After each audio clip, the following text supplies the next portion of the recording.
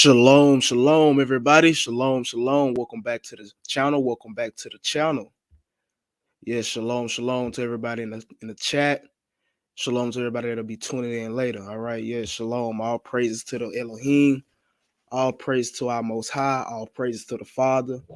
Elohim of Abraham, Isaac, and Jacob. Elohim of Israel. All right. So as you can tell by the title today, Legends of the Lost Tribes Part 2 is what we'll be indulging in today. We'll be leaving off where we left off yesterday. Excuse me, not yesterday, but I believe it was last Sunday is where we did part 1. All right, so we'll just continue to show this information and basically just show why I say provide the information on to why I say the 10 tribes went into Africa. Today we're going to continue to just establish that, show more proof, show migration routes, show connections between, this and the Bantu expansion. We're going to bring out a lot of things that, would solidify this claim today. All right. And of course, if you haven't checked out part 1, please go check that out, where we review scripture evidence showing the 10 tribes migration back into the land of Israel and even beyond the rivers of Ethiopia. Thus said Zephaniah. We showed Josephus stating that, the 10 tribes actually were beyond the Euphrates and they eventually made their way back to Jerusalem. And we showed many more examples of, the 10 tribes being present within, the Middle East and even Africa. So just going against the claim that they got on boats and sailed across the Atlantic over to America. All right.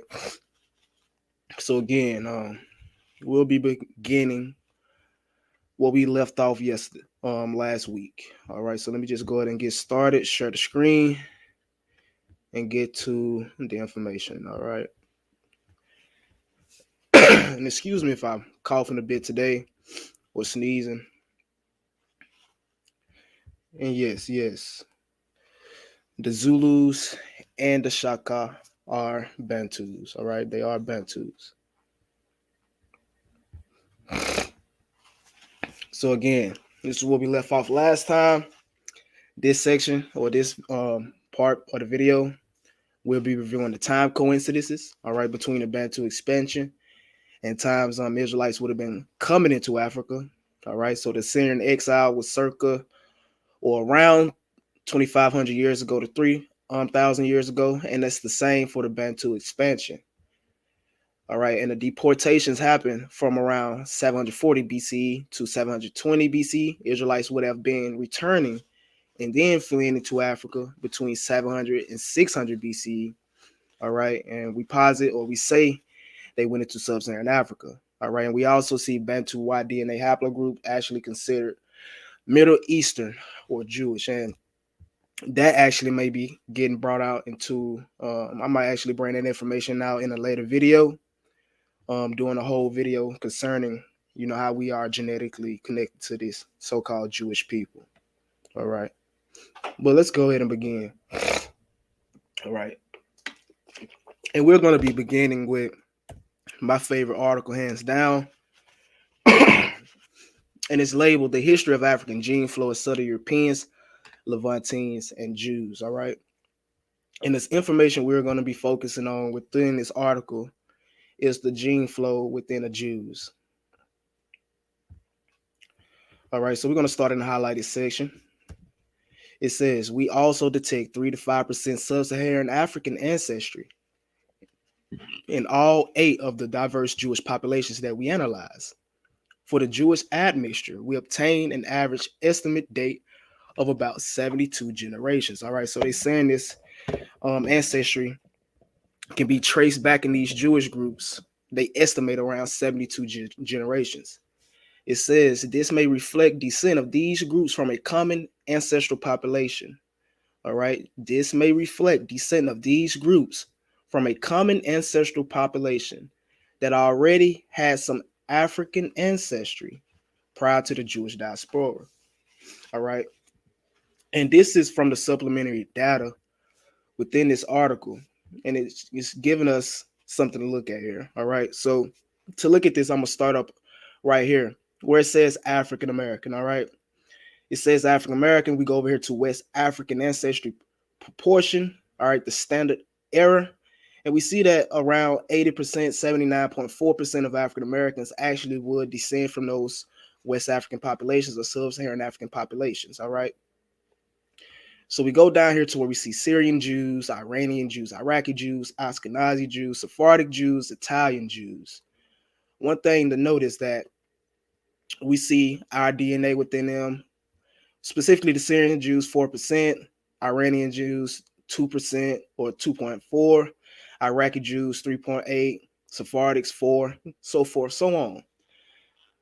The important thing about this is that they have a section listed off labeled estimated date of admixture. And we see that this really lines up because we know most of our ancestors came over here around 6 generations ago. That can be from 200 to 300 years ago. All right, 6 generations. All right. But when we go down here to when these people were supposed to have this West African admixture in the Syrian Jews, we see 99 generations. All right. 129 generations and 153 generations. All right. And that's important because that nearly goes back to the time the Israelites came on the scene. All right. But let's continue to expound on that. It says a striking finding from our study is coexisted detected of 3 to 5% sub-Saharan African ancestry in all 8 of the Jewish groups which we studied. They studied the Ashkenazis, the Sephardics, and the Mizrahis. This pattern was not detected in previous analysis of mitochondrial DNA and Y chromosome data. All right, so it's important to know that they did this study, basically testing out the Y chromosomes of these people.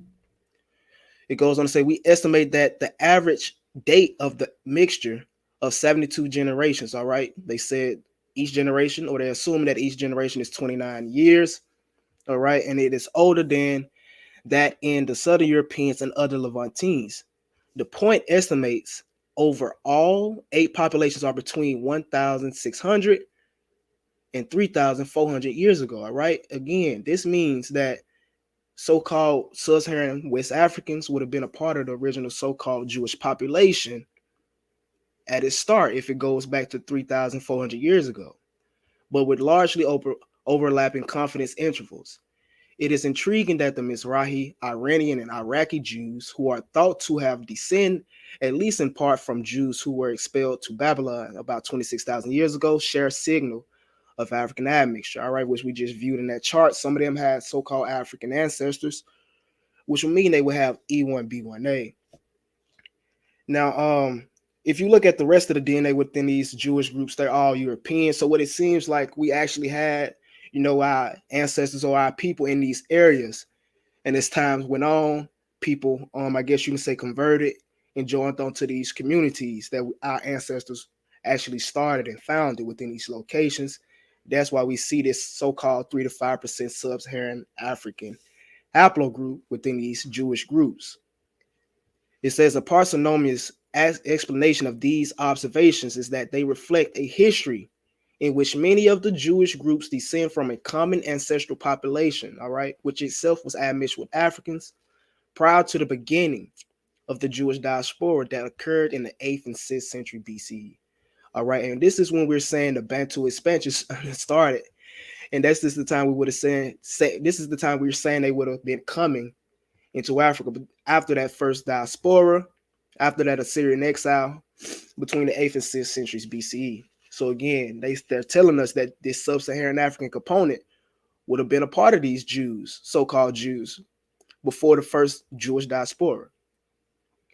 And we know that this is talking about our people, and even E1B1A is because to represent the sub-Saharan African population that was amongst these Jews in the ancient times, they used the Yorubas of Nigeria to represent those sub-Saharan Africans, all right? So the Yoruba are E1B1A, all right? So are the Bantu, so are the Igbos, so are the other people who we will be dealing with today, all right? So based off this study, we know that E1B1A was a part of the original Israelite population. Continuing on, we're going to look at some migrations of these people from the Levant to Africa. All right, some tales, things they said. And we're going to do this by going to the Jews of Africa. It says that Sargon, or Sennacherib, the successor of Salmanassar III, king of Assyria, having continued the war, commenced his predecessor, conquered the kingdom of Israel, and brought the captives, or the captive Jews, and their king Hosea to his country circa 722 BCE. All right. And from thence, they eventually found their way into Abyssinia and Ethiopia. All right. And this is dealing with the kingdom of Israel, or the 10 tribes of Israel. Again, they would have eventually found their way into Abyssinia and Ethiopia. And we know, according to our, West African ancestors, their oral traditions, their oral histories, a lot of them came from East Africa before coming to West Africa. All right. And again, going back to this, where it's letting us know that these Jews would have had this sub-Saharan African component amongst them, or they would have been so-called sub-Saharan Africans before the Jewish diaspora. This is letting us know, once again, that they would have been coming into Africa, connecting that once more. Also, we can go over to in every tongue, the racial and ethnic diversity of the Jewish people. We're going to start right here where it starts off with pressure or pressed. Well, let's just start at the very top. It says, existing research shows that over the centuries, while Jews migrated north, east, and west, they also went south throughout Africa. Pressured under the sweeping regional conflicts, Jews settled as traders, warriors in Yemen, the Horn of Africa, Egypt, the Kingdom of Kush, and Nubia, North Africa Punic settlements such as Carthage and Volubilis, and areas now covered by Mauritania. More immigrants followed these early Jewish settlers into North Africa following the Assyrian conquest of the Israelites in the 8th century BCE. Again, so we see these Israelites coming into Africa after this Assyrian conquest. We don't see them going to America. Based off the first what was it? The first source we brought out is letting us know that these Israelites would have had E1B1A before this so-called diaspora, before the Assyrian conquest. All right.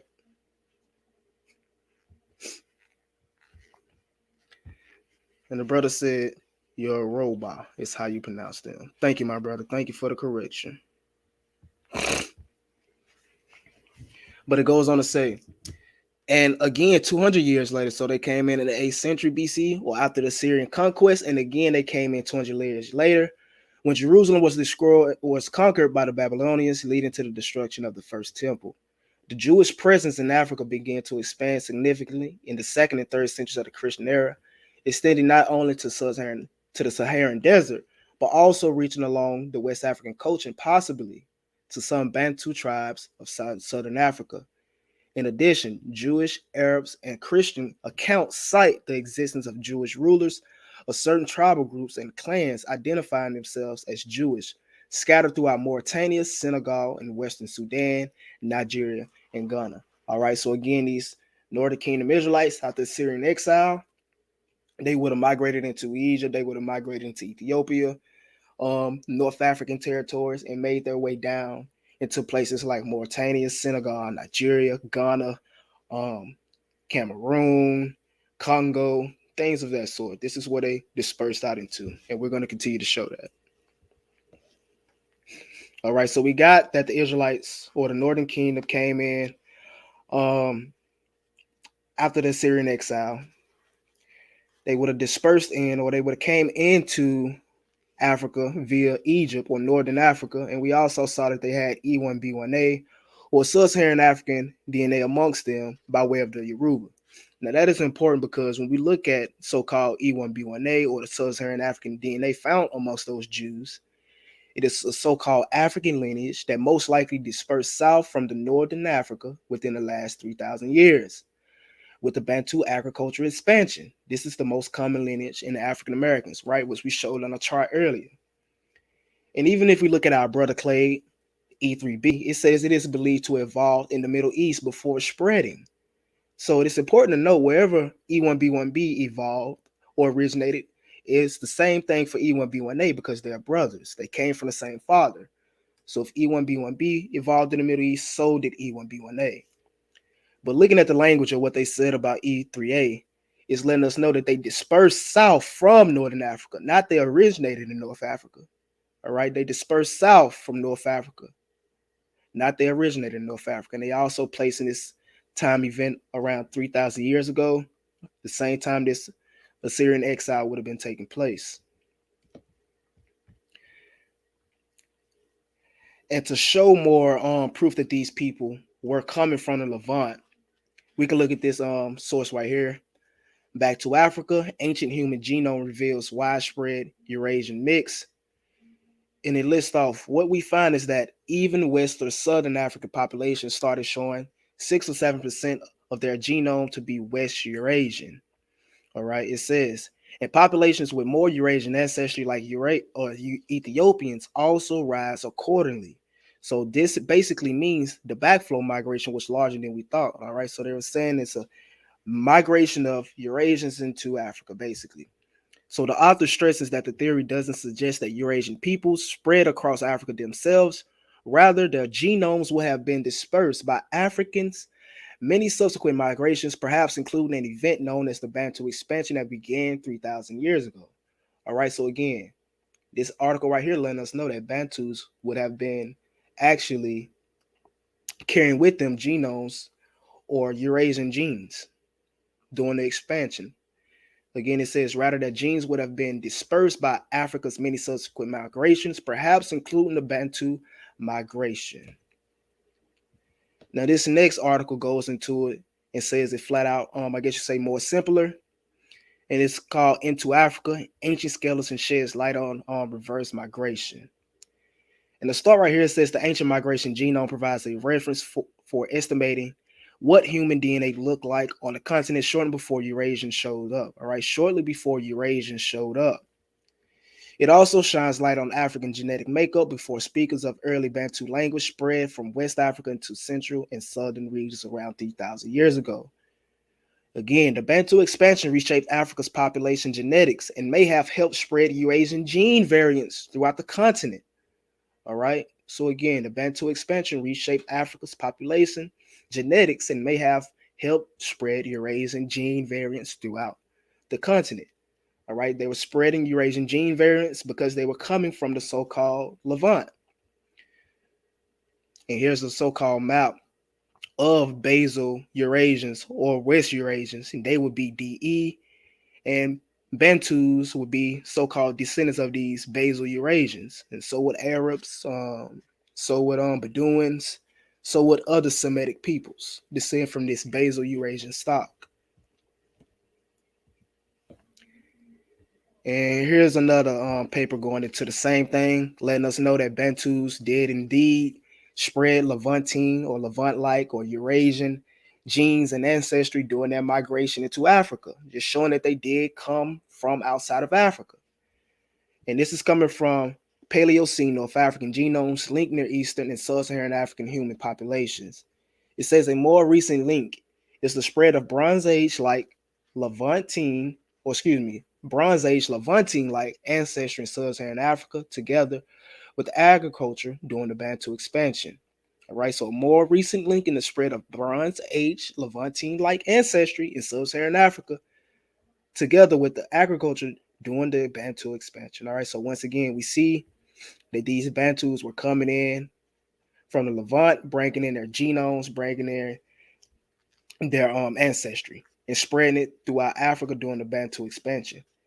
And then when I'm speaking on Bantus, I'm not just talking about your Central African, South African tribes. I'm speaking about the West Africans too. All right, because they all practice the same thing. They all really are associated with the same thing.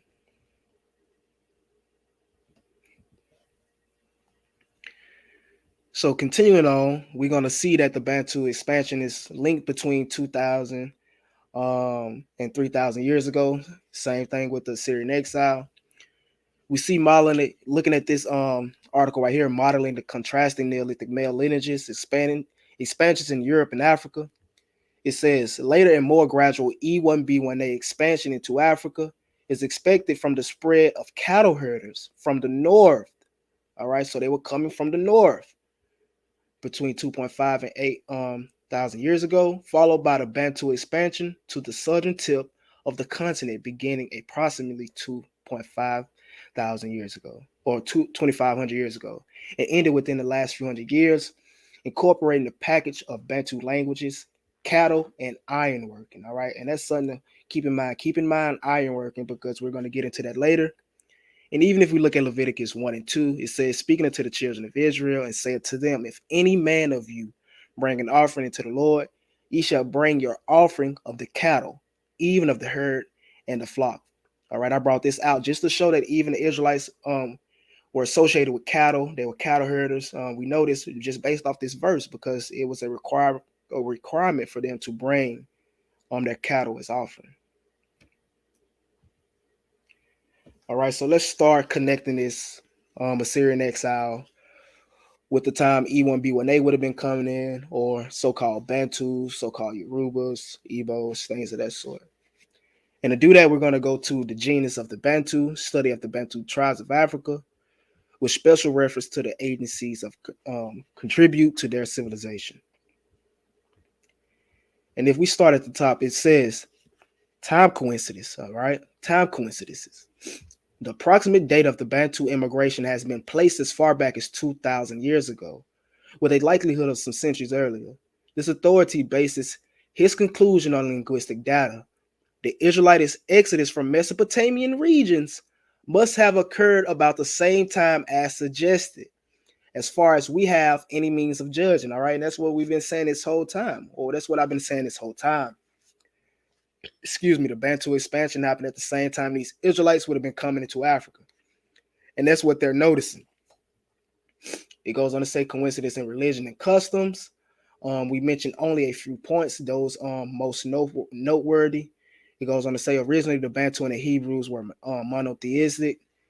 It says they have the same rites of customs or circumcision, and it says custom of taking a wife of the deceased brother. All right, these are things we see in scripture. But it goes on to say something important. It says it is allowed that groups of Israelitish people from time to time journeyed into the upper Nile country. But it goes on to say, but this does not seem to sufficiently account for the large access of influence of which the Bantu are the concrete result. So although Israelites were migrating or journeying to the upper Nile for some time, it doesn't sufficiently account for the large influence amongst the Bantus. It says, the contention has been made that the extraneous element of the Bantu was derived from the tribes of Israel, which were first carried away to Babylon, as related in the scripture, and afterwards, in whole or in part, migrated through Egypt. All right, then we see that the 10 tribes was migrating through Egypt to get into Africa. Then we see that the Bantu expansion started in northern Africa. So they migrated through Egypt into Equatorial Africa, and through mingling with native tribes upon whom they imposed much of their own religion and customs, gave rise to the people known as the Bantu. All right, so that's how you got the Bantu today. This is how we get the Bantu people today. Let me read this again. It says the 10 tribes of Israel was first carried away to Babylon as related in the scripture, and afterwards in whole or in part through Egypt into Equatorial Africa, through mingling with native tribes upon whom they imposed much of their own religion and customs. This is what gave rise to the people now known as Bantu. So Israelites migrating to Africa is what gave rise to the people now known as Bantu. It goes on to say that they should pass through and beyond Egypt will be expected. So this is expected for these Israelites to come in and pass beyond Egypt. Such migratory movements into Egypt and on to further lands had already occurred. The upper reaches of the Nile and its tributaries, rather than the sandy desert of the west, would invite their journey. Increase of population and further knowledge of regions fertile and balmy where all nature conspires to provide creature comfort without serious physical exertion would lure them. All right, as earlier and later comers into the easily occupied territories of Equatorial Africa. All right, so they was coming into Africa searching for fertile regions, searching for places to grow crops, searching for places to do their agriculture, searching for places to settle their cattle. As for the process of amalgamation with native tribes, through which even so strong a type of the Israelites would largely become indistinct, we can easily think of the wholesale slaughter of the male population in defense of their homes, as in later slave raiding times. All right. And it's important to note that this is exactly what happened during the Bantu expansion. It was to get down or lay down with the Bantus. They was coming in, they was ransacking these communities or these villages. They was killing the men, taking the wives captive, taking the men captive. This is what the Bantus were doing. And this is the same thing we have recorded for the Israelites doing when they came into Africa. All right. Even Eldad the Danite said himself that when his people came into Africa, and when the other tribes came to Africa, the 10 tribes came to Africa, they were at war every other day, every other month, fighting with the native tribes, all right, and bringing back much spoil, riches, and slaves, all right. As in Europe and in Asia, as in Europe and in Asia, these invasions often resulted in the extermination of the male population. All right, we're gonna read this what the Bantus did. All right, comparing this. So it would be in Africa as well. Superior weapons, all right, superior weapons and physical strength, as in the slave raids referred to, would inevitably prevail. The only natives escaping would be bands of fragments of tribes, which, as we have seen in this case, or in the case of the Bushmen and Hottentots, were pushed out of its course as the waves of immigration advance. All right. And these are some examples of the tools these Israelites would have been using, or these so-called Bantus would have been using. They had superior weapons. A lot of these tribes in Africa did not have iron technology. They did not have knowledge of metallurgy. They did not know how to make these iron tools. So when these Israelites came into Africa, they were able to easily, I guess you can say, defeat these tribes because they did have superior weapons. And to read more about these events, we can go to Ancestral DNA, Human Origins and Migrations. And it says, independent of whether the Bantu dispersion resulted from transmission of idea and technology, actual movement of people, or a combination of the two, the fact is the aftermath has been profound in and outside of Africa, actively and passively. The Bantu phenomenon changed sub-Saharan Africa forever and beyond. In general, it had a powerful, homogenization effect, reducing the amount of diversity. All right. So when they came in, they reduced the amount of diversity. How did they do that? They did that by killing off the men, sleeping with their women, making a population boom. This is how we expanded. This is how we got so big within Africa today. It says most of the autochthonous populations south of the Sahara were impacted to various extents. Native populations lost their language and culture. All right. It says to the various extent, native groups lost their language and culture. This wealth of heritage vanished almost completely in some instances and partially in others. The strength of the Bantu punch was strong and varied depending on the local social culture conditions and time of the initial encounter and soon after. The end result of these processes was the assimilation of the Bantu way of life. All right, then we just read the same thing on the last source that the Israelites was coming in doing the same thing. All right, so the end result was the assimilation of the Bantu way of life. All right, it was to get down and lay down by the indigenous people and the elimination of the male or the native singularities. All right, so it was the assimilation of the Bantu way of life when they came in, and it was the indigenous people and the elimination of the native singularities. Again, so they was eliminating people. They was going to war. Bantus disseminated the practice of agriculture throughout their domain. Novel crops were introduced and improved by artificial selection. Furthermore, domestication of animals were spread into areas where it was not previously practiced. These changes brought with them profound shifts in social culture modes, as in the other worldwide places where agriculture and domestication originated and flourished in sub-Saharan Africa. It allowed for the the storage of surplus food. All right, so when these Bantus came in and brought their knowledge of agriculture and farming, all right, the same thing the Israelites did and had knowledge of, it changed sub-Saharan Africa forever and allowed them to have storage of surplus food.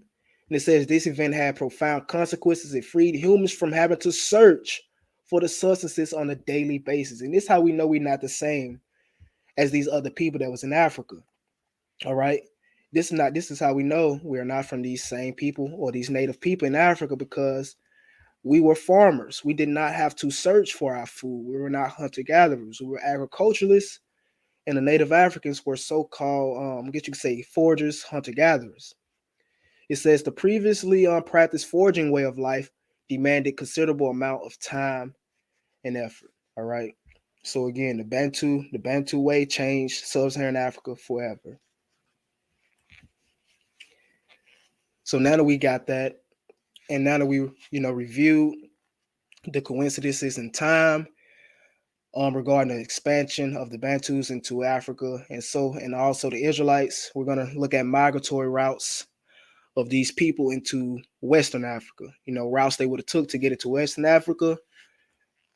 This is what we're going to review now. And the first thing we're going to do to review that is going to the itinerary of Rabbi Benjamin of Toledo. We're going to start right here where it says from Aswan. All right, so from Aswan to Chula is 12 days. This place contains about 300 Jews, and it's the starting point of the caravans who traverse the desert al-Tahara or Tahara, all right, al-Tahara, in 50 days of their way to Sevilla, the Chavilla of the scriptures, all right, which is in the country of Ghana. Let me read that again, because this is the way the Israelites were traveling across the Sahara Desert into Western Africa. It says they transverse on caravans and they cross the desert of the Sahara, and it takes around 50 days for them to reach Sevilla or Chavilla, which is also Havila of the scripture, which is in the country of Ghana.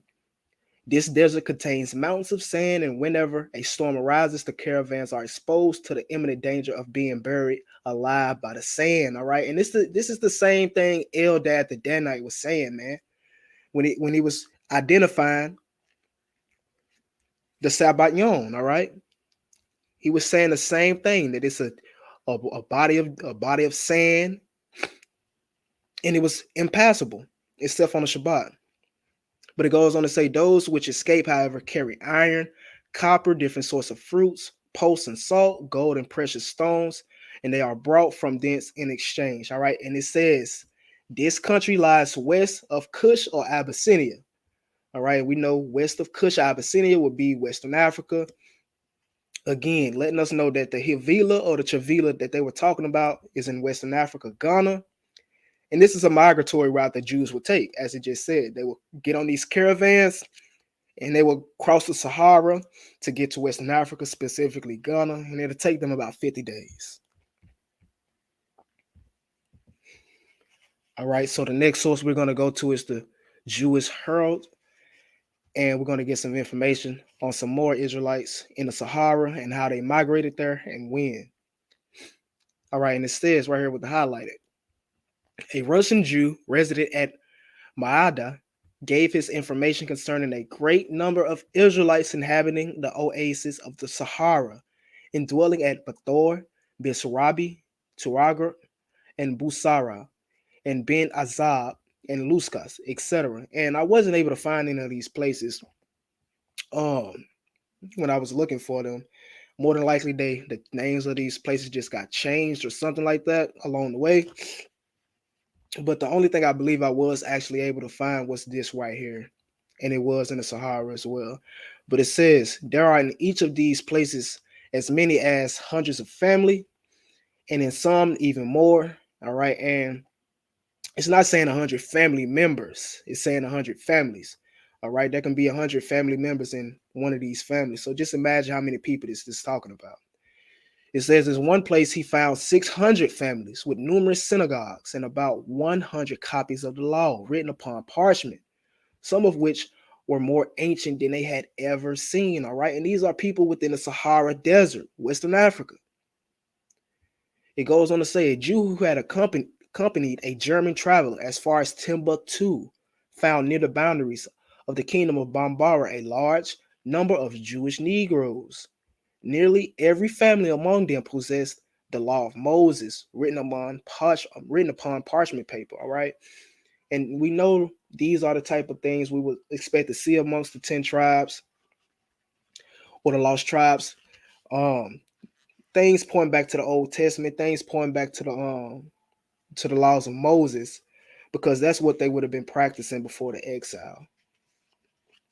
It goes on to say, although they speak of the prophets, they have not their writings. Their prayers differ from those of other Jews, and they are committed to little leaves of parchment. It says they're stitched together and containing numerous passages derived from Psalms. All right, so that's very important. But it goes on to say down here, it says after that, or it says that after the destruction of Jerusalem at the time of the first captivity. All right, and we know the first captivity was the Assyrian captivity. All right, we just reviewed that with the first slide, actually. It says that after the destruction of Jerusalem at the time of the first captivity, the time of the Assyrian captivity, some of their ancestors, having neither goods nor land, fled into the desert. The fatigue which they endured was so great that nearly all their females died by the way. The children of Ham received them with kindness, and by intermarriage with their daughters who were black, communicated their color to the children.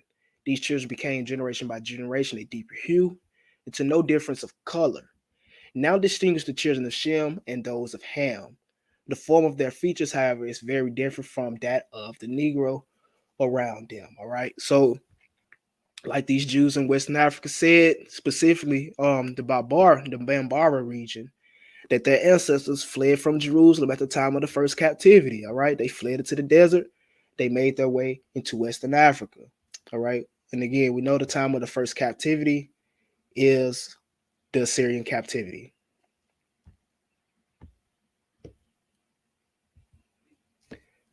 So let's continue and connecting our people with this Assyrian exile. And to do that, we're going to look at West African oral traditions reflect Assyrian migration. Excuse me. All right, so the first source we're going to look at regarding this is Rethinking Africa's Transcontinental Continuities, the Assyrian Factor in West African History. All right, the Assyrian Factor in West African History, the reshaping of ancient Near Eastern traditions in Sub-Saharan Africa. All right, and this is by Derek Lane.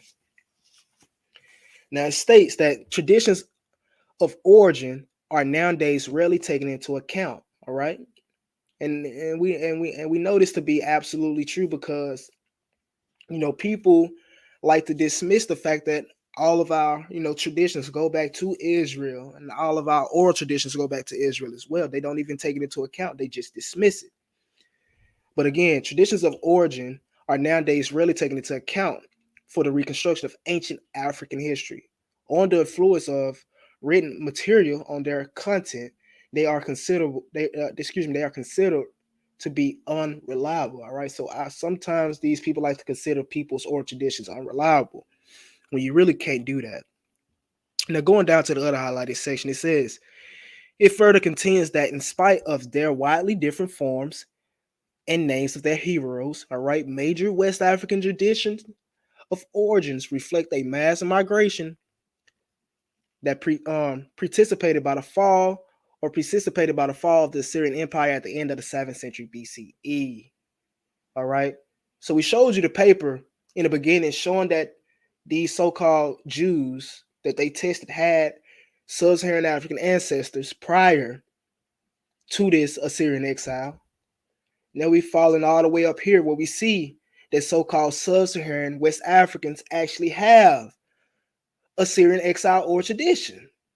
Again, West African traditions of origin reflect the mass migration precipitated by the fall of the Assyrian exile at the end of the 7th century BCE. That's very important. One tribe we can look at to see, or look at their traditions and origins to see if they connect with the Assyrian exile, is the god Adambes. All right, and to do that, we're going to look at one of their traditional books, and it's called Traditions and Customs of the god Adambes of Ghana. And it starts off by saying there are tribes in Africa whose Hebraic customs and histories identify them as authentic descendants of the nation of Israel. It must be noted that throughout the culture and history of the Gadambes tribe of Ghana is strong conclusive evidence that they are direct descendants of Hebrew Israelites that migrated to Western Africa by way of Egypt. All right? Remember, all of our information are lining up. The Jews would have been coming in through Egypt.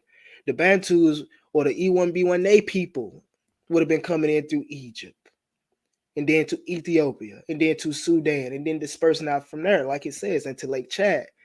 It says their cultural practices, laws and customs, and even some of their names are so identical to those described within the Bible. Thus, the only logical conclusion to make is that they are, as they claim, descendants of the biblical Hebrew Israelites.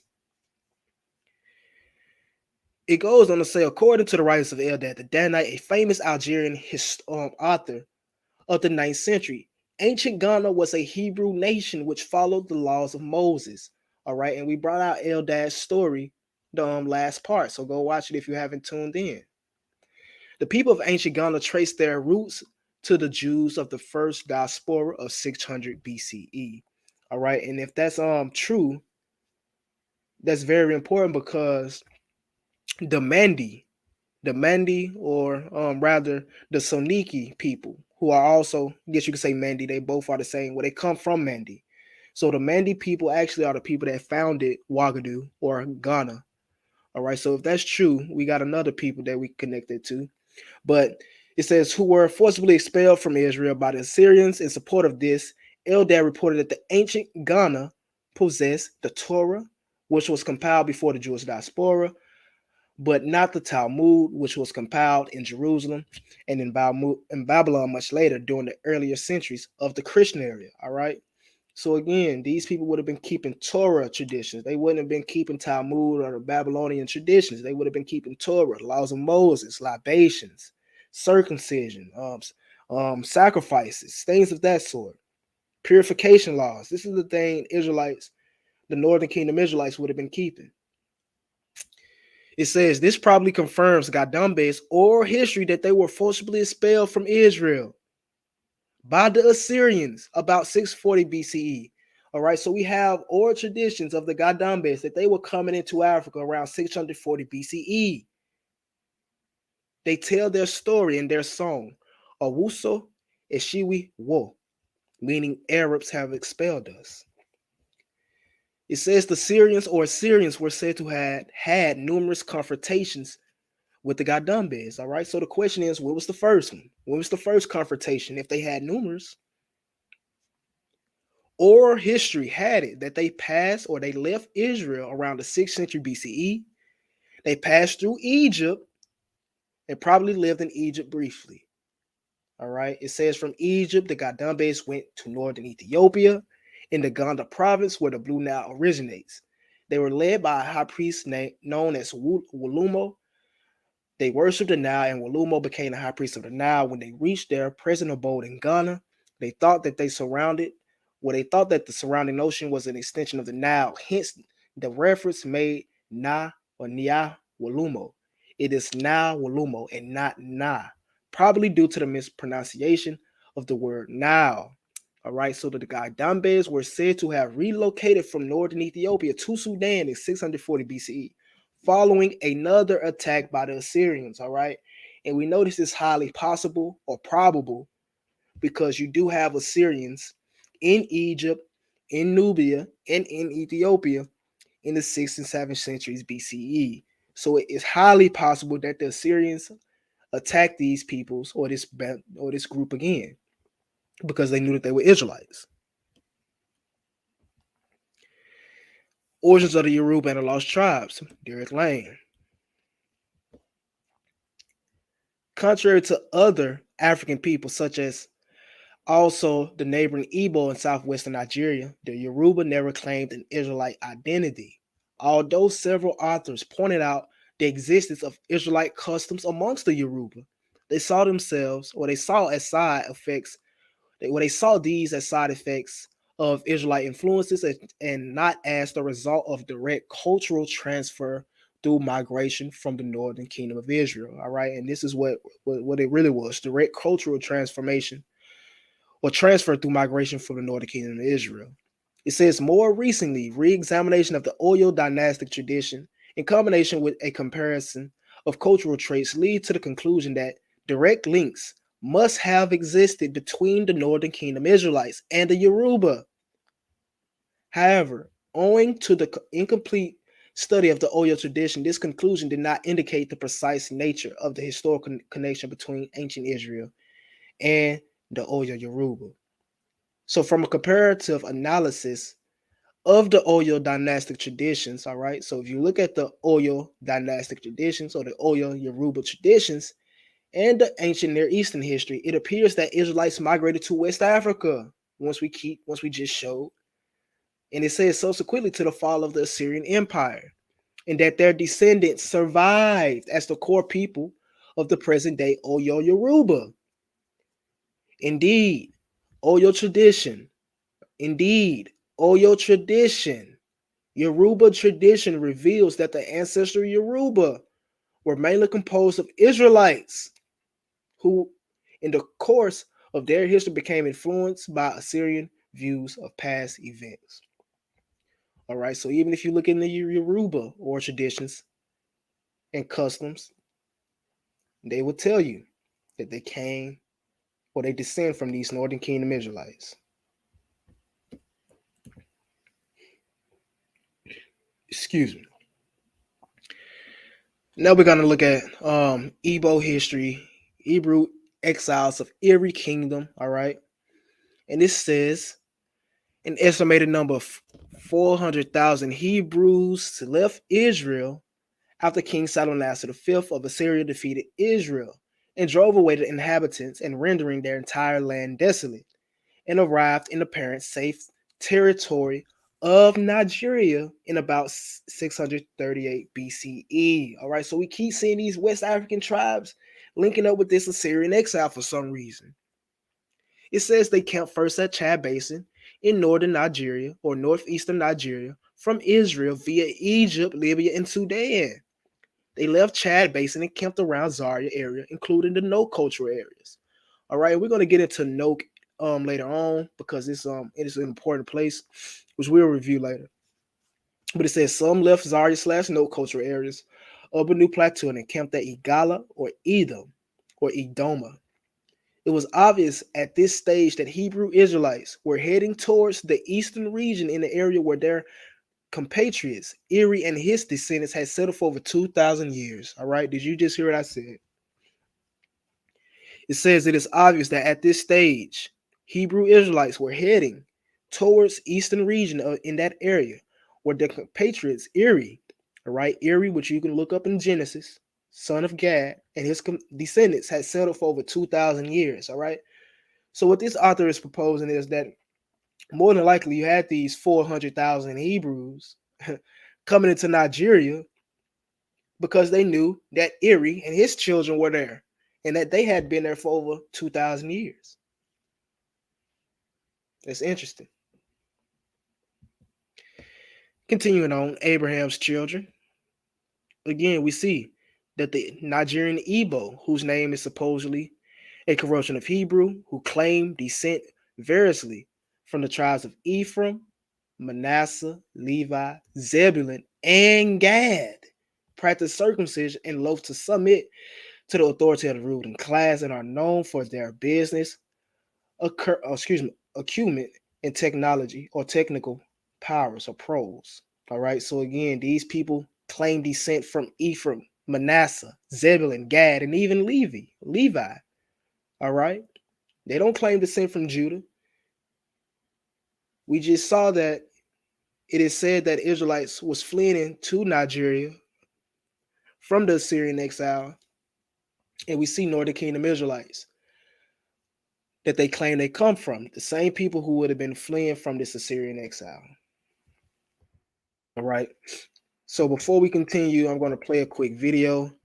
Forgot to play this later or earlier, but it's dealing with the Ghaz in their migration into Western Africa. See what they have to say about themselves.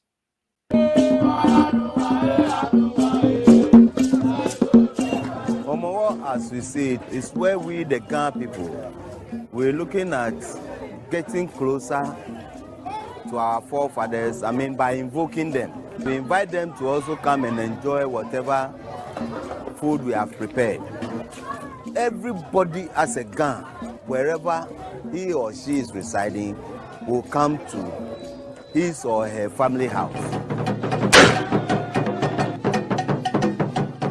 We have certain houses where their prerogative is that they have to cook, because the chief will come there, take some of the food, and go and sprinkle. Beni gameje is like a bag. Wobashe biye homo ba. Ona no ni homo ba. Ni ni ba. Na meka nye ha wa homo yi. No ever to homo wo ni wo yi ayi oyega. Aba ho wonu. Nwe wonu.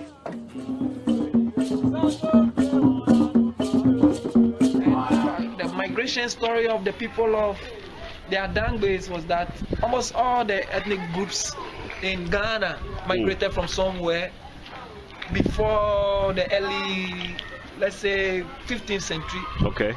Our history goes deeper. In fact, the ancient Ghana Empire that even inspired our first president to take the name Ghana was a vast territory. It engulfs almost the whole of the sub-Saharan western part of Africa, right after the desert. Yeah.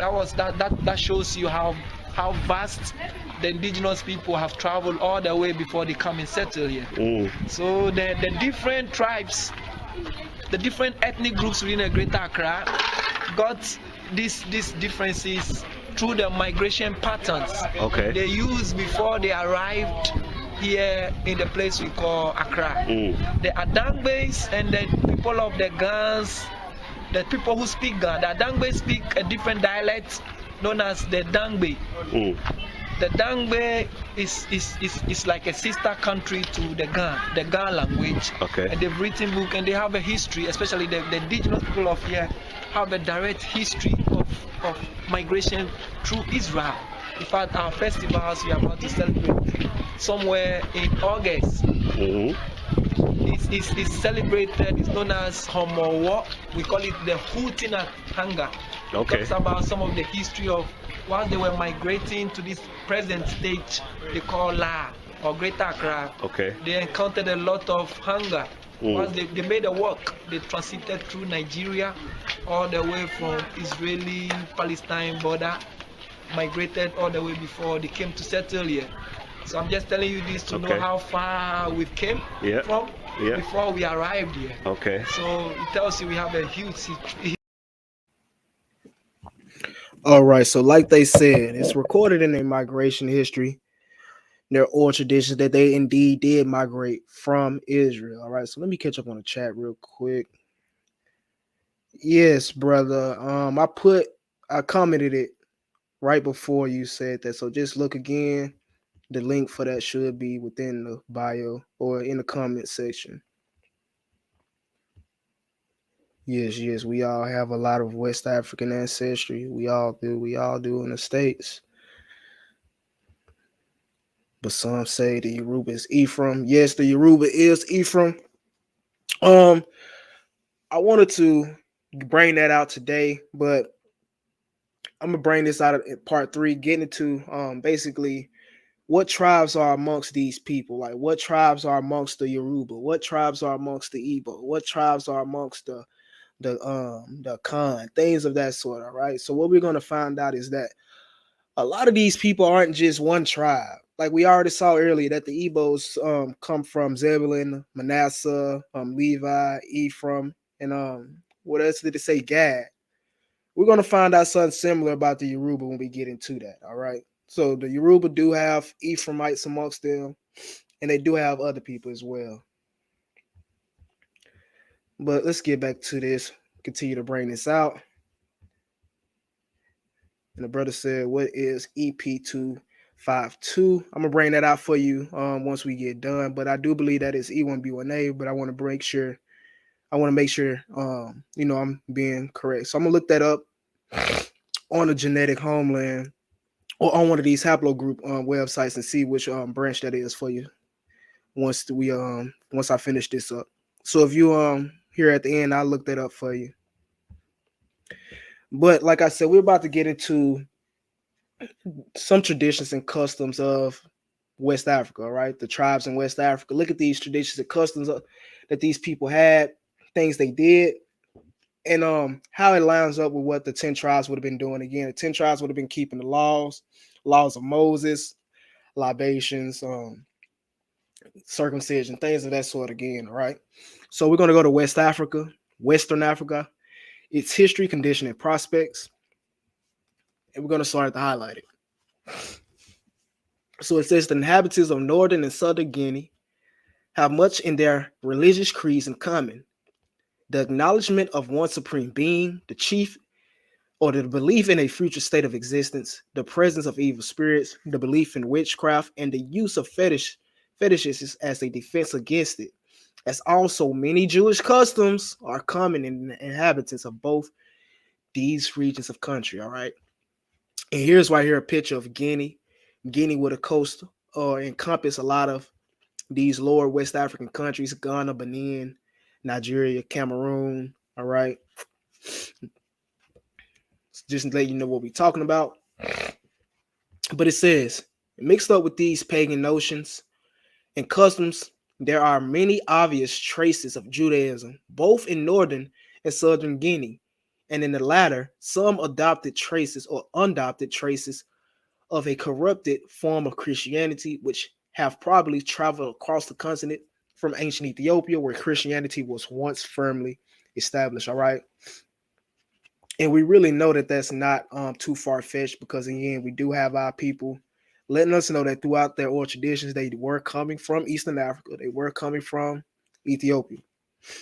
But it goes on to say, the religion of Senegambia is a complete medley of paganism, Judaism, and Mohammedanism. All right, and we know that the Northern Kingdom were responsible or indulged in a lot of paganism and things of that sort. Even if we look at Hosea chapter 4, verse 16, it says, "For the Lord's excuse me, it says, for Israel slideth back as a backsliding heifer. Now the Lord would feed them as a lamb in a large place. Ephraim is joined to idols, all right? Or the northern kingdom is joined into idols." This is why we see that they're saying it's a mix of Judaism and paganism, all right? It says, "Let him alone. Their drink is sour. They have committed whoredom continually. Her rulers with shame do love. Give ye, the wind hath bound her up in her wings, and they shall be assumed because of their sacrifices." All right, we know they sacrifice to other gods. We know they worship other gods. Like Most High just said, man, Israel is backsliding. It's a backsliding heifer. But again, in Northern Guinea, paganism and Judaism are united. In Southern Guinea, paganism, Judaism, and some imperfect traces of a corrupted form of Christianity. In former regions of the country, Judaism is more prominently developed. Some of the leading features of which are circumcision, all right, Leviticus 12:3, on the 8th day, the flesh of his foreskin shall be circumcised. The division of tribes into separate families, all right, a very frequently into the number of 12. The rigid interdiction of marriage between families too near or relative or related. And we also see bloody sacrifices. We can see this in Exodus 24:6. And Moses took half of the blood and put it in the basin, and half of the blood he sprinkled on the altar. With the sprinkling of blood upon the altar and their doorposts, it says the formal and ceremonial observances of new moons. We can also see an example of this in Psalms 81, verse 3. Blow up the trumpet in the new moon in the time of the appointed of our solemn feast day. All right, we all know that we blow the trumpets on the new moon. All right. It goes on to say a specified time for mourning for the dead, which during they shave their heads and they wear soiled and tattered clothes or tattered clothes. And we can also see this in 2 Samuel. An example of this ashes and sackcloth type event or mourning. See this in 2 Samuel chapter 3, verse 31. And David said to Joab and to all the people that were with him, render your clothes and gird with your sackcloth and mourn before Abner. And King David himself followed the bier. It goes on to say demonical possessions, purifications, and various other usages, probably of Jewish origin. All right, and we know more. This is of Jewish, so-called Jewish origin, or rather Old Testament origin, because we just reviewed it and showed the scripture references to go with it. All right, 1 second. Okay. Yes, brother. Door of L. If you comment just do this for me. Go to the live comment chat. Don't comment on the live comments. Go to the regular comment section, comment your email, and I will send you the PDF version. I have the full PDF version, but like you said, that was just a preview. But if you want the full PDF version, send me your email and I'll email it to you later on. But continuing on, history of the Gold Coast and the Ashanti. We're going to start up top. It says the last instance is the peculiar dress worn by the chief priest of Accra. All right, and Accra is in Ghana. And it's also worthy to note that Accra was also a place in ancient Jerusalem. All right, Accra was also a place in ancient Jerusalem.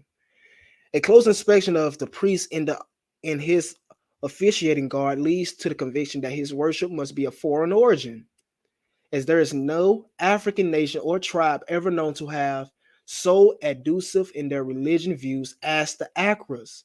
One is inclined to suppose that the Jewish system of worship in the Old Testament style has been either introduced by or imitated from the people who came out first to this coast. All right.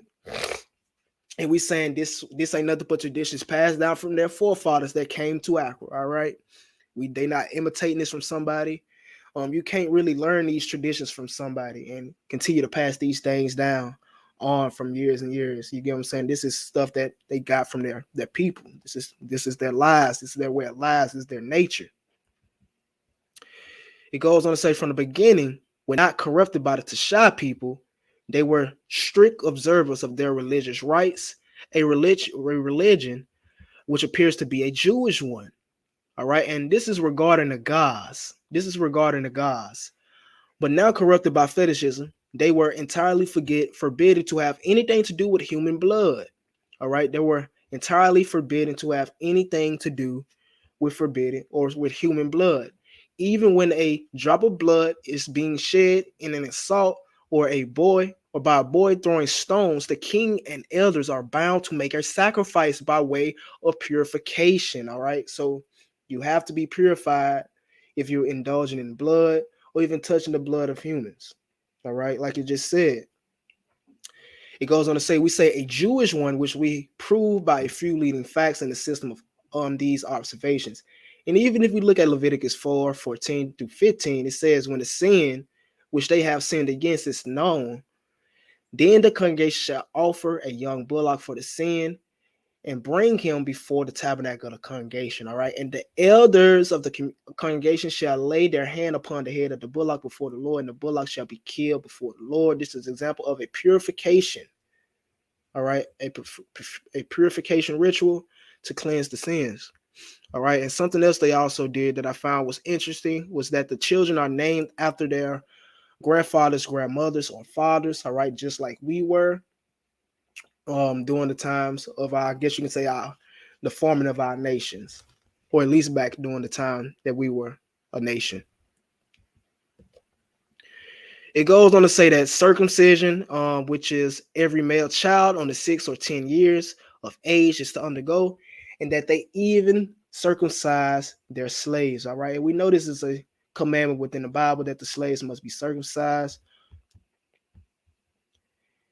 Also, if we go down, it says that the year of harvest fest called Homo, which is which we watched that video. This is the fest that they were doing, and this is the fest that they were talking about, the Homo fest.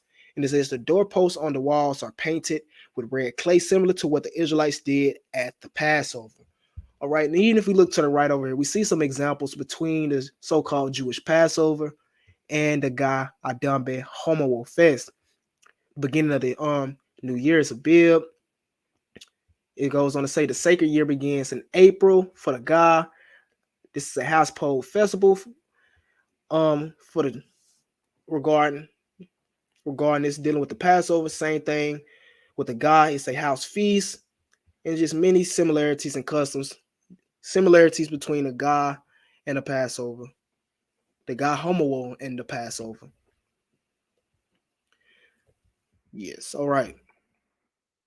So now we're going to continue on and look at these traditions and customs of these West African tribes. And to do that, we're going to go to the life of Oluda Equiano, or Gustavus Vasa. All right, Gustavus Vasa. And it says, and before I even read, this is an important book because this is coming from a Northern Kingdom Israelite himself. He's telling you the traditions of his people. He's telling you the things he saw his people doing, and how once he got his hands on the Bible, it seemed exactly alike. You know what I'm saying? So this is a first-hand account from a Northern Kingdom Israelite doing slavery, right? Doing slavery. It says, such is the imperfect sketch of my memory has furnished me with of the manners of the customs of the people among whom I first drew my breath. And here I cannot forbear suggesting what has long struck me very forcibly, namely, the strong analogy which even by this sketch, imperfect as it appears to prevail, in the same manner and customs of my countrymen and those of the Jews before they reached the land of promise, and particularly the patriarchs, while they were yet in the pastoral state which is described in Genesis, an analogy which alone would induce me to think that the one people had sprung from the other. All right, so Eldad was saying, so Oluda Equiano was saying that from what he see, it seems like the Igbos and the Jews come from the same people. He says, like the Israelites in their primitive state, our government was conducted by our chiefs of judges, our wise men and elders, and the head of our family with us enjoyed a similar authority over his household, with that which is ascribed to Abraham and the other patriarchs. And they also had the law of retaliation obtained almost universally with them. All right. It says, and it goes on to say, and even their religion appeared to have shed upon us a ray of its glory, though broken and spent in its passage or eclipsed by the cloud, which with time, tradition and ignorance might have enveloped it. For we had our circumcision, all right. For we had our circumcision. We know circumcision is pretty common amongst our people, a rule, I believe, peculiar to that people. All right, and we know it's peculiar to that people or to the Israelites because we still do it to this day. It goes on to say, we had also our sacrifices and our burnt offerings, our washings and purifications, and on the same occasion as they did. It goes on to say they have many offerings, particularly at full moons, generally 2 at harvest before the fruits are taken out of the ground. And when a young animal is killed, sometimes they offer a part of them as a sacrifice. All right. It goes on to say these offerings, when made by one of the heads of the family, serve for the whole. I remember when often had them at my family's he said, I remember we often had them at our fathers and my uncles, and their families have been present. It says, some of our offerings are eaten with bitter herbs. Some of our offerings are eaten with bitter herbs. We had a saying among us, we had a saying among us, anyone of our cross temper, that if they were to be eaten, they should be eaten with bitter herbs. All right. So they had a saying amongst them that if they should be eating, they should be eating with bitter herbs. All right. And even if we look in Exodus 12 and 8, we see, and they shall eat the flesh and that night roasted with fire and unleavened bread, and with the bitter herb they shall eat. And a lot of our brothers and sisters that celebrated Passover this year, we know we had to incorporate some bitter herbs into our cedar plate. And this right here is I wanted to incorporate this because this is actually the so-called African American cedar plate. And this goes back to slavery times, all right? But that's a topic for a later discussion. That's a topic for a later discussion. The African slave cedar plate, or the so-called African American cedar plate. But it goes on to say, we practiced circumcision like the Jews and made offerings and feasts on that occasion in the same manner as they did. Like them also, our children were named for some event, some circumstance, or fancy for foreboding at the time of their birth. He says, I was named Oluda, which in our language signifies vestitude or fortunate, also one favored, and having a loud voice and well spoken. All right. So when Oluda was able to comprehend and pick up the Bible, he looked in and he read it and he observed these things, and it said, these people are doing the same thing my people are doing in Igbo land. The people in the Bible are doing the same thing my people are doing in Igbo land. It goes on to say, I have before remarked that the natives of this part of Africa are extremely cleany. This necessarily habit of deficiency was with us a part of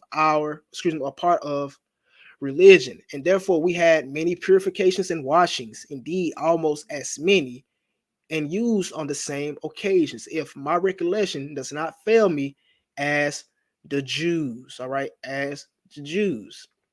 And we can look at Numbers 19 and 13. It says, whoever touches the dead body, that's for later up.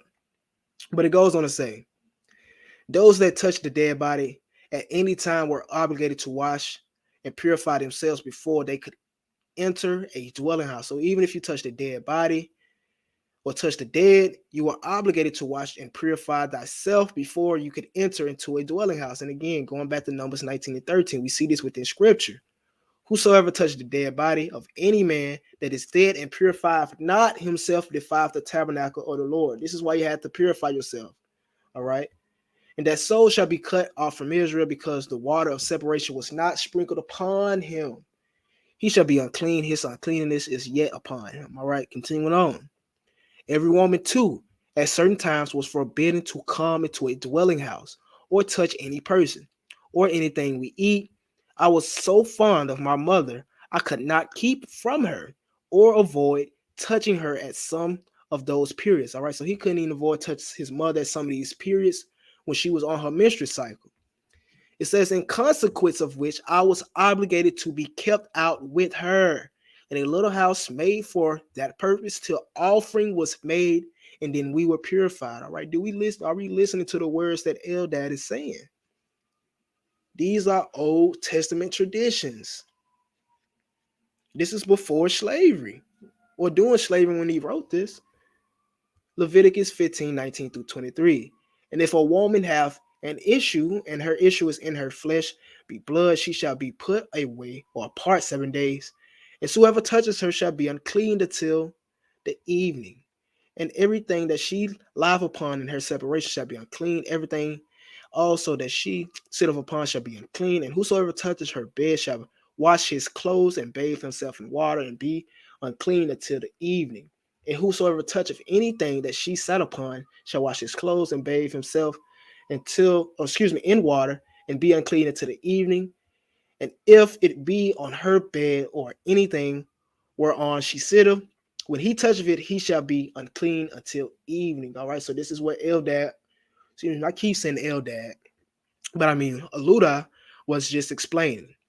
It goes on to say, though we had no place of public worship, we had priests and magicians or wise men. All right. And before we move on, I would just want to bring out another example of this purification that Oluda was talking about amongst the Igbos. Get a Shabbat purification or a Shabbat purification ritual. Just let y'all see how that is done by some of our people in Africa. Gathering at synagogue on Shabbat comes as a welcome relief to many, and, as Jewish tradition dictates, The day of rest begins with a dip in the mikvah, the ritual bath. In Nigeria, that is the river. As we're getting close to the Shabbat, I'm going to wash up. I'll take my bath with soap and clean up, and I dip myself in the water and come out.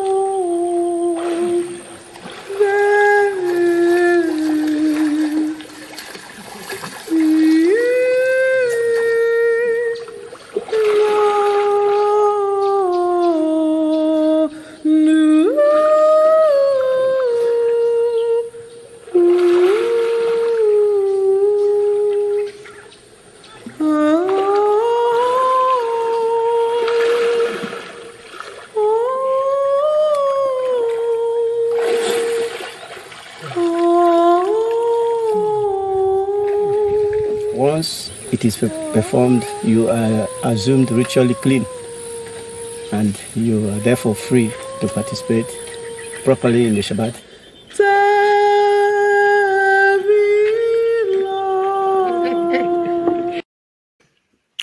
All right, so again, that's just I guess you could say a Shabbat purification ritual that a lot of our brothers and sisters within West Africa do to this very day. They'll go to the Niger River, Bantu River, any river they have close to them in their locale, and they'll purify themselves to participate in the Shabbat. All right. Answer these questions real quick. Before I came into this truth, I had no particular religious background. If I'm being honest with you, the Most High just saved me. He just saved me. That's all I'll say on that as of now.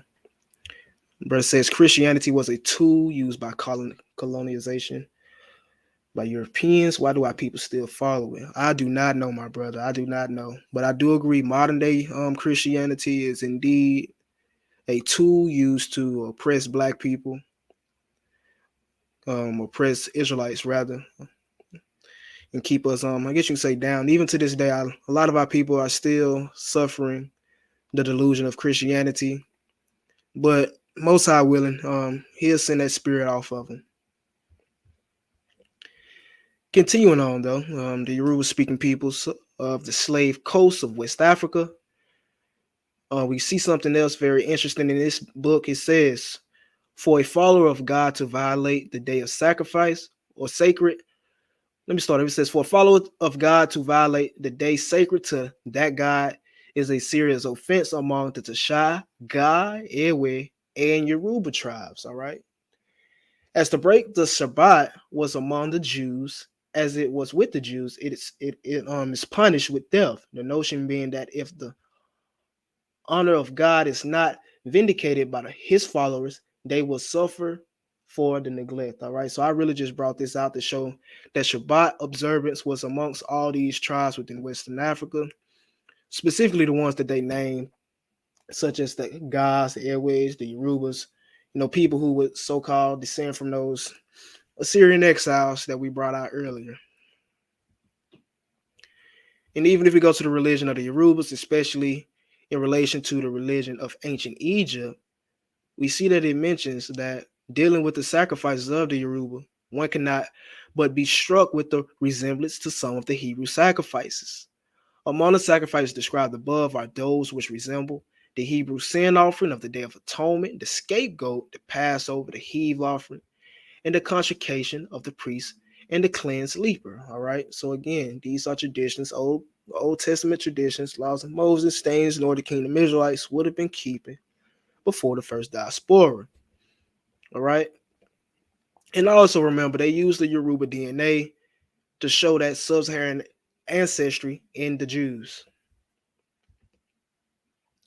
Now that we got all that out, we've shown traditions of these tribes. We've shown how these tribes would, or we showed rather how some of these tribes have Assyrian exile or traditions. And we also showed, how this correlates with the Bantu expansion. Let's look at some of these people's languages and some influences that we see in it. All right, we're going to look at these people's languages and some influences that we see in it.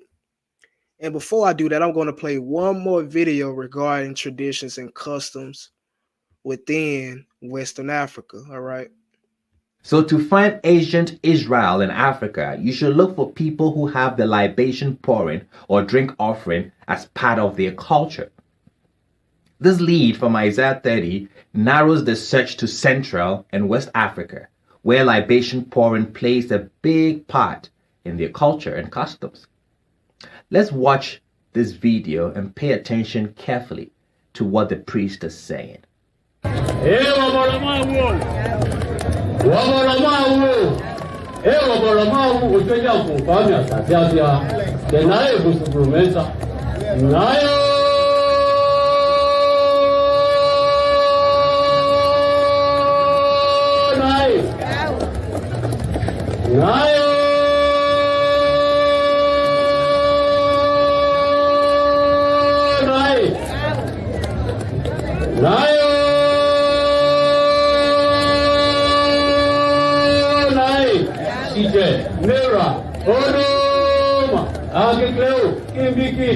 That was the high priest, a Ewolomo, and he's dressed according to instructions given to Moshe for the priests.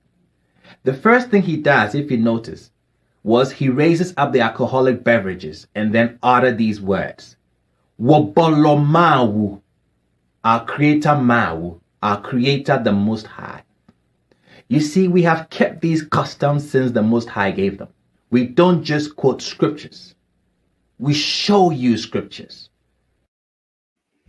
And like the elder said, man, we don't just quote scriptures. We don't just show you scriptures.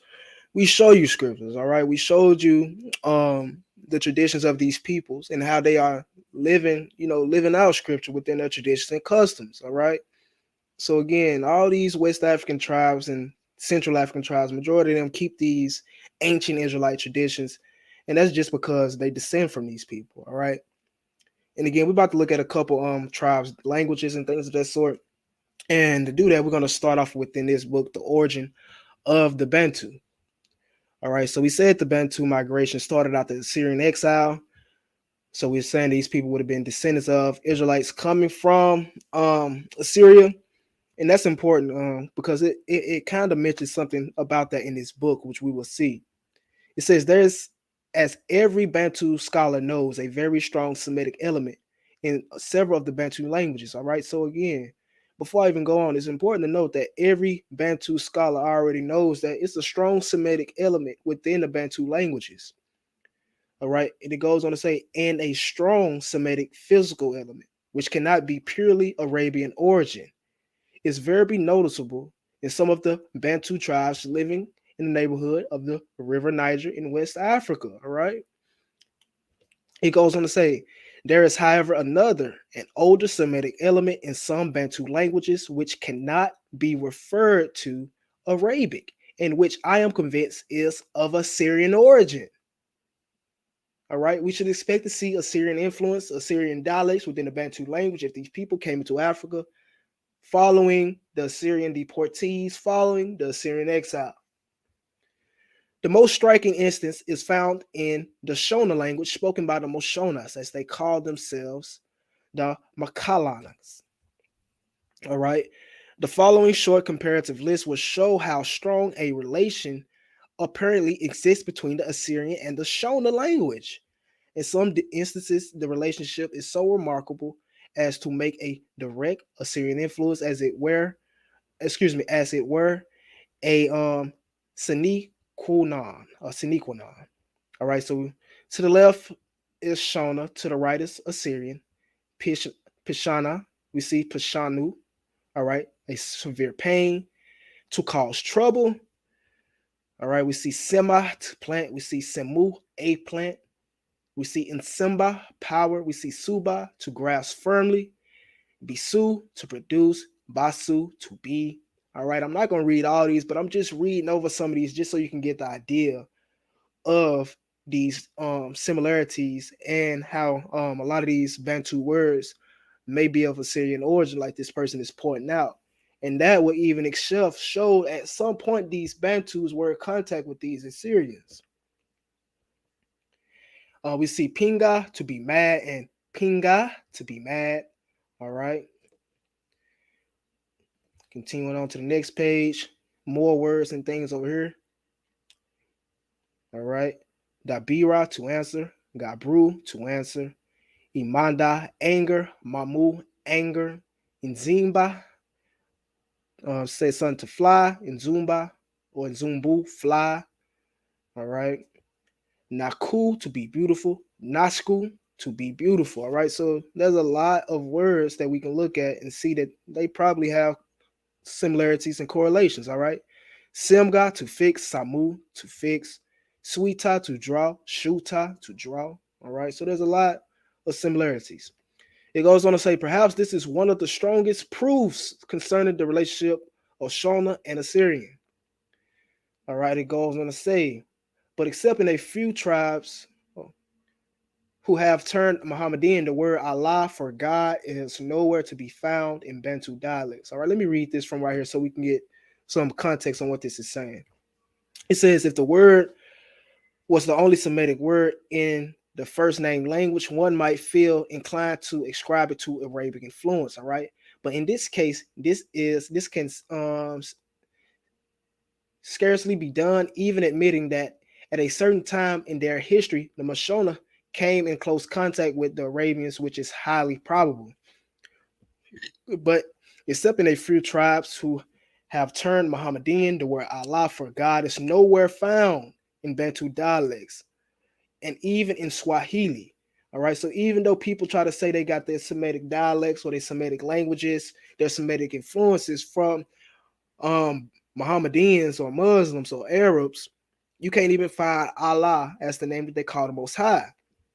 It says, which shows very marked influences of Arabic in its vocabulary. And it says it has retained the word Muntu or Munti for the deity. All right. So these Bantu tribes, they call the Most High or use Munti in reference for the Most High. All right. So it goes on to say in Assyrian, Pata or Pachu meant a district or division or a kingdom, and the governors or satraps who ruled these divisions in the name of the king were called Amin Pacha, which is letter for letter the same as the Bantu Ama Pakati. All right. So once again, we see these similarities showing that at one point in time there was Bantus and Assyrians in the same location. Now, after reviewing this, we should consider that, therefore, the presence of a distinct Assyrian, or rather Babylonian element in several Bantu dialects, we are entitled to come to the conclusion that the Sumerian Babylonian influence of the Bantu must have proceeded directly from the mouths of the Tigris and Euphrates, and that by means of immigration from that part of Asia. All right, didn't we tell you these people descend from Northern Kingdom Israelites that came from Assyria? Didn't we tell you that Northern Kingdom Israelites came into Africa and started the Bantu expansion? These Northern Kingdom Israelites would have been coming from the mouths of the Tigris and Euphrates, and they would have immigrated from that part of Asia. This is why we see the Assyrian dialects within the Bantu languages, all right? It's important to note. There is, besides this apparently direct connection between many words in Shona and Assyrian, a good deal more evidence of Assyrian influence upon Bantu, especially in the branch of the Bantu which we call Bechuna. For instance, there was a chief among the Bar Rolong called Tua, the lion, and we have also the tribe of Batung, the people of the place of the lion. But Tau is nothing else but the Assyrian Tau for eat. And we have thus here the lion called the eater, a name he also had in Semitic. All right, as is clear in Judges chapter 14 or chapter 15 verse 14. Out of the ether, example, the lion came forth. So the name of the South African supposed desert, known to us as Kalahari, is nothing else but the somewhat changed compound of the Assyrian Kalu, meaning all, and Habaru, or Habru, meaning desert, and meaning thus suitability be translated as the Great Desert. All right, so you can say the Kalahari Desert is an Assyrian name or an Assyrian dialect meaning the Great Desert. All right, and it goes on to say other southern Bantu tribes. There are undoubtedly several words connected with Assyrian. Within the Zulu, we have Baba, to burn, seems to agree with the Assyrian, Kababu, to burn, and in Zulu we see Z, which means crawl, and also in the Assyrian we see Ziru, which means fence. All right, so again, we see a lot of Assyrian influence within these within these Bantu tribes because these people ancestors migrated from Assyria. Continuing on, the genius of the Bantu, a study of Bantu tribes of Africa. It states the Bantu people had so far degenerated when found by modern Europeans that they had no written speech and but little it is to found, but it is little to be found in the way of the picture writing. All right, so the Bantu peoples had so far degenerated when found by modern Europeans that they had no writing speech, and but very little is found in the way of a picture writing. Yet the Zulu Kafir language, which we may prefer as a representative of the Bantu tongue, is in both form and content just such a type of speech as we would expect to be developed from the ancient Hebrew by people constantly degenerating under the influences, intending wholesale miscegenation. In this view, the framework of the language was in this view, the framework of the language was derived from the father's language, the Hebrew. All right, we told you the fathers of these Bantus were Hebrews, Assyrian exiles, Assyrian Northern Kingdom Israelites. So the father's language was Hebrew, while the word feeling vocabulary was more largely from the mothers or the Negro stock, whose words would most extremely fill the minds of the mouths of the children. All right, so we see Assyrian influences within the Bantu dialect, and we also see that they speak Hebrew mixed with so-called Negro speech from the mother side. All right, even if we go back to the book, The Religion of the Yorubas, especially in relationship with the religion to ancient Egypt, we see an example of Semitic languages within Western Africa. And it says the West African word ye, which means to exist, is subject to many changes in the different language. E sometimes becomes an A or I or O and or these vowels nasalized. All right. Throughout all these changes, the meaning remains the same. That's important to notice as well. Although it might change from an O or to an E or to an I or to an A, it still means the same, to exist. For the sake of the convention, the root word is designated ye in this framework. The word occurs in several of the leading West African languages, the Shasha, the Ewe, the Ga, the Yoruba, and the Edo.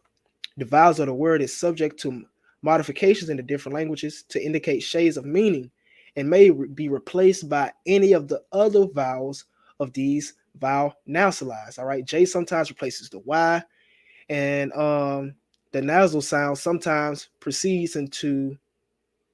sometimes precedes it. So example, inye would be the same thing as ye, meaning to exist. And that's why we see within the Ashanti language specifically, or the Akan language, they call the Most High Inyame, all right? Inyame. They put an N in the front. And also there was to say that the M really means W. So it really will be pronounced in Yahweh, right?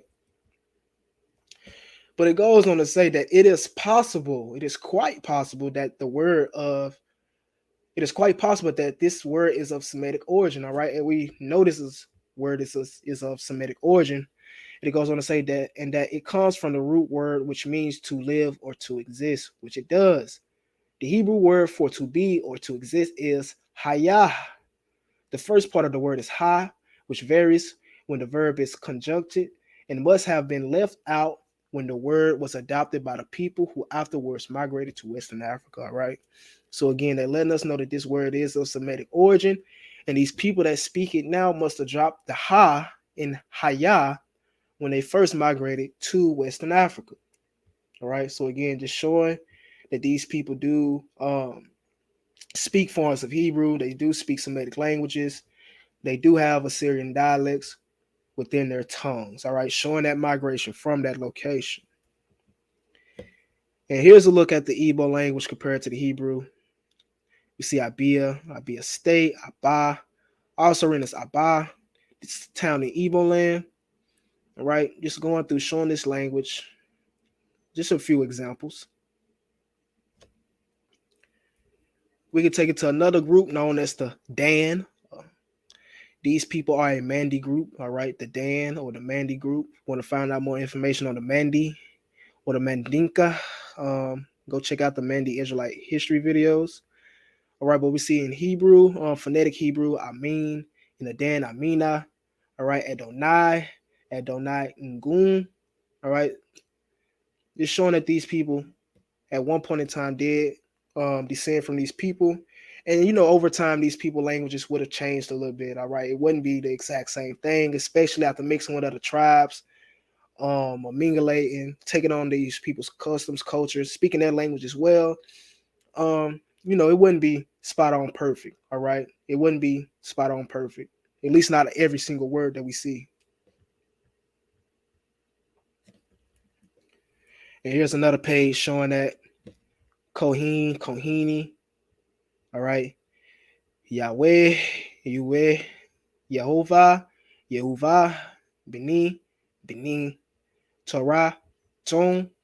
All right, so we see a lot of Hebrew connections within our people's language. We see a lot of connections that's going with what we present today. All right, so now we're about to go into a section known as material culture. Now, material culture is the aspects of social reality grounded in the objects in agriculture or agritexture that surrounded people.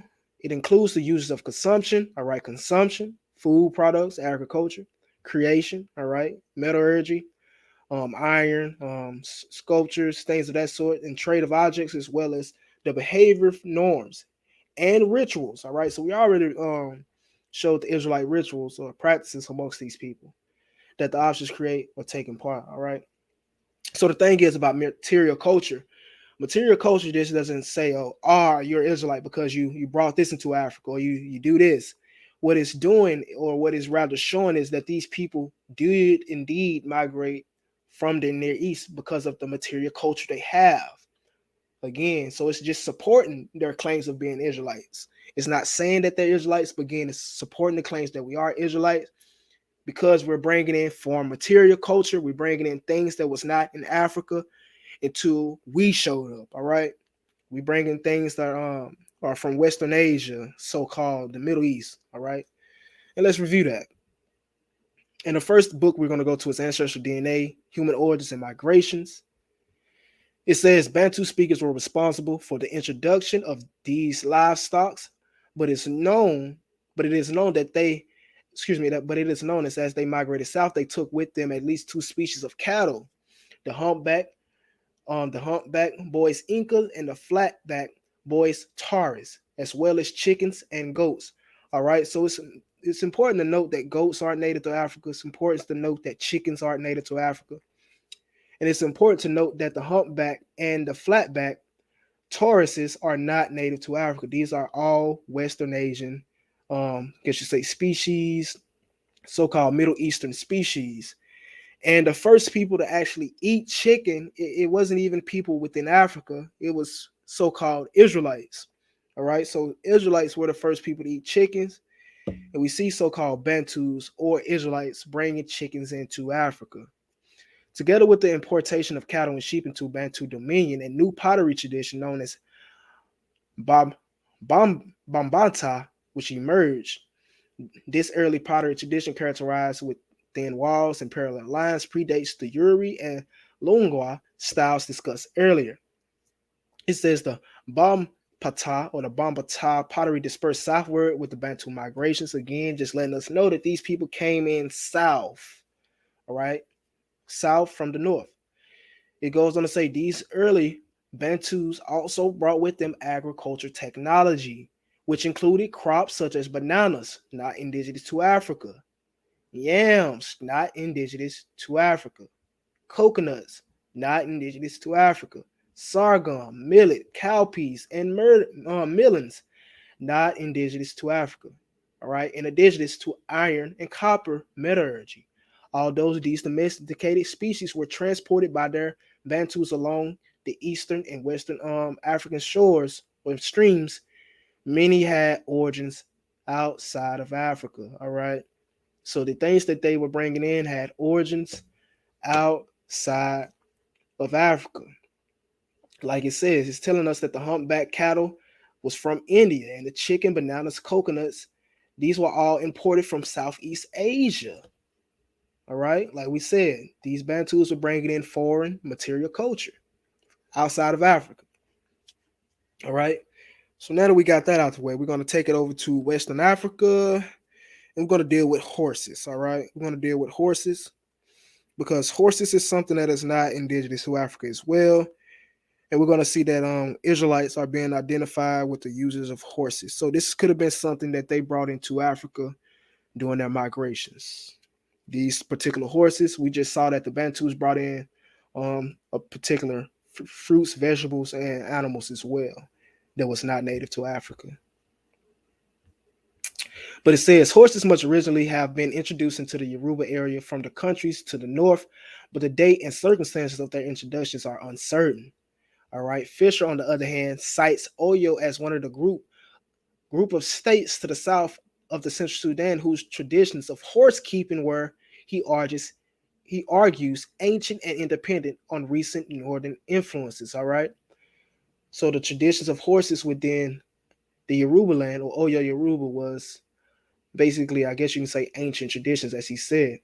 Now we're going to skip down here to the bottom, where it says the Yoruba kingdom is situated in the forest country, unsuitable to cavalry, and the numerous brass and terracotta sculptures excavated at Ife do not include any representation of horses. A slightly better case can be made out for the linking horses with the foundation of Oyo itself, when it states that Oranian, the Ife prince who is said to have founded the royal dynasties of both Oyo and Benin, is traditionally associated with horses. All right, and that's important because when we looked at the Oyo Yoruba traditions earlier, it told you that they were Northern Kingdom Israelites. All right, and it showed us that these people would be descended from these Israelites migrating from the Assyrian exile.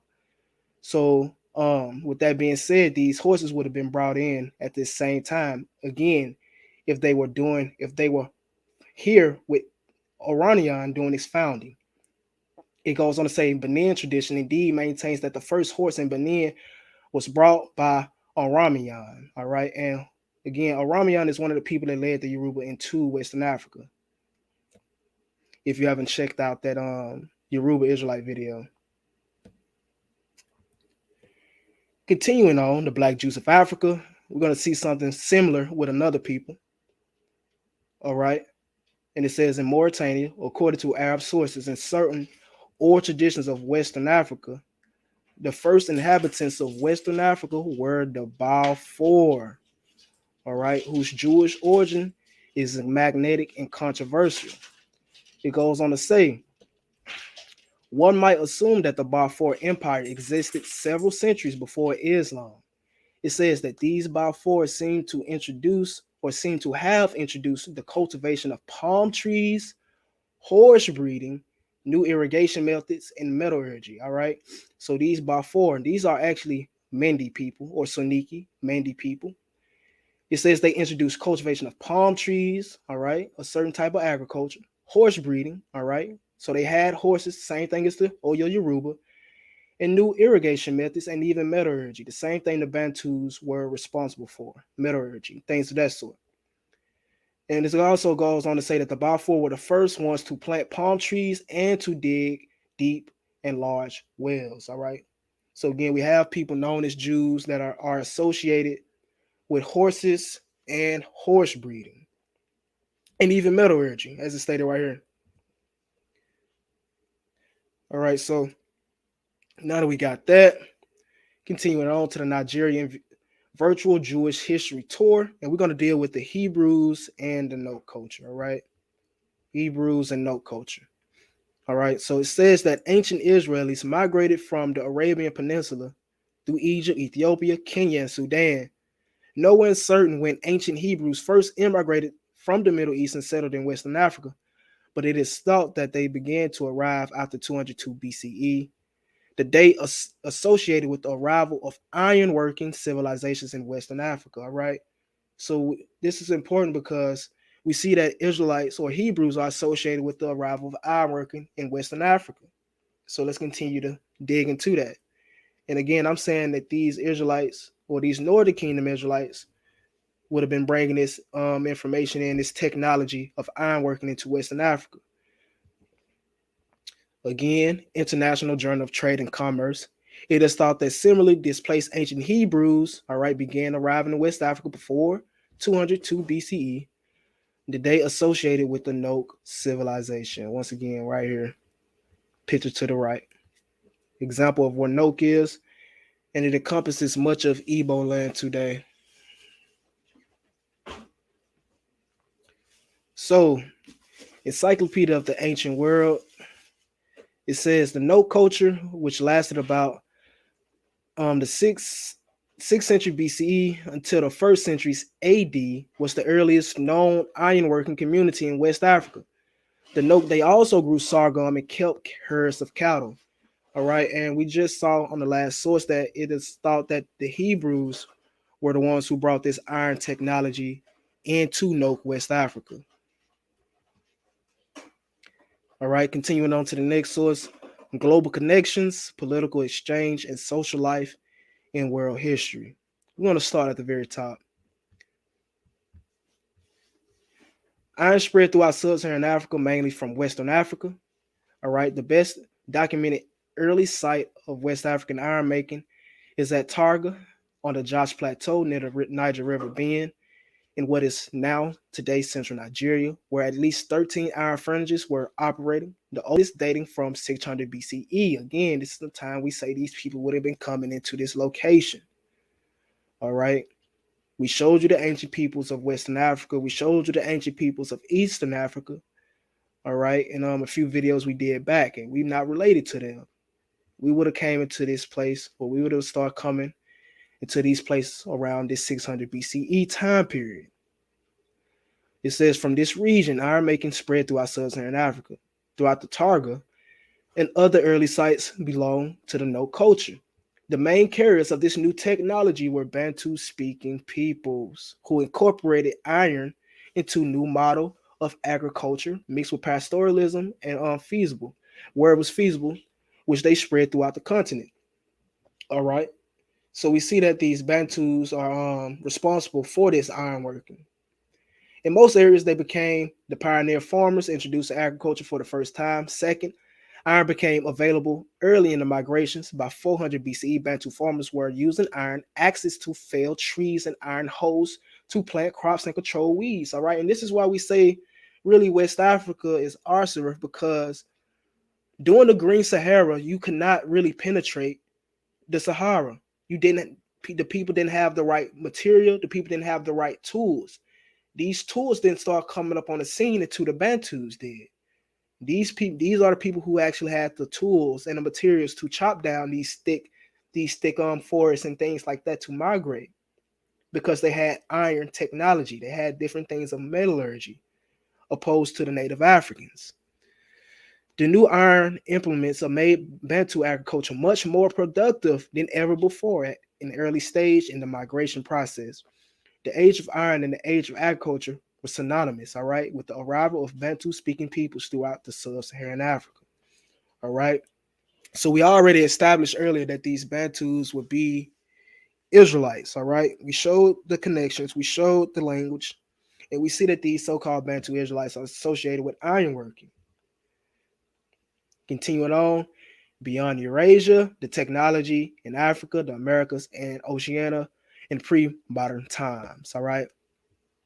So it says various African states had also produced assorted textiles by the 1500s. Perhaps the most famous had been the state of Benin, which dominated South Nigeria, and the ancestral state of the Yoruba peoples, Oyo Ifo, who became famous for both their textiles and ironwork. All right, so we keep seeing that these so-called Israelite peoples, these 10 tribes would be descendants from, or these tribes, these people would, these tribes who would descend from the 10 tribes being associated with ironworking. First we had the Bantus, now we have the Yoruba. It goes on to say, the future cultural patterns of Africa, south of the Sahara, exclusively of the Sudanic belt, were determined by the Iron Age technology. The origin of the Bantu or Niger Congo is identified with the Nok site in north-central Nigeria, where ironworking and terracotta working had taken place as early as 500 BCE. All right, so we have the time date these people would have started coming in and developing this technology and these new things around 600, 500 BCE. And it's also important to note that these Bantus migrated first into Western Africa, all right, before dispersing into Central. Now, if we go to Judaic threads in the West African tapestry, No More Forever, it says something very important. It says the Malims or the Malams descend from the Balfours is they who taught the autochthonous Berbers ironworking.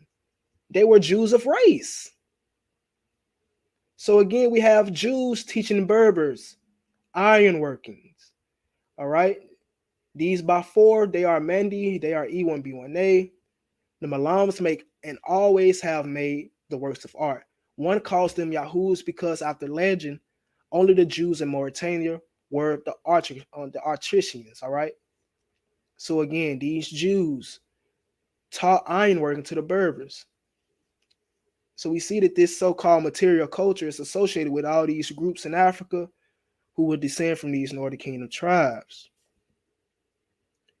Now, something else I would like to look at is as a potential material culture connection is this Bronze Age duck found in 1200 BCE within Israel.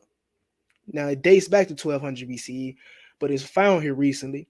Now, this is the same time the Israelites would have been coming on the scene.